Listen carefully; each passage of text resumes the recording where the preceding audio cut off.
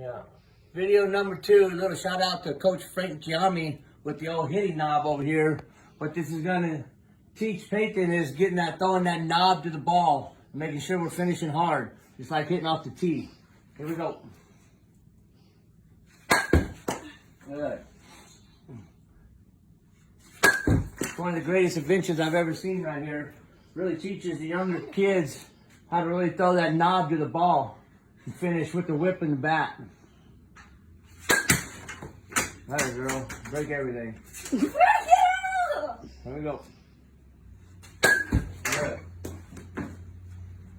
Coach Giammi, you like this?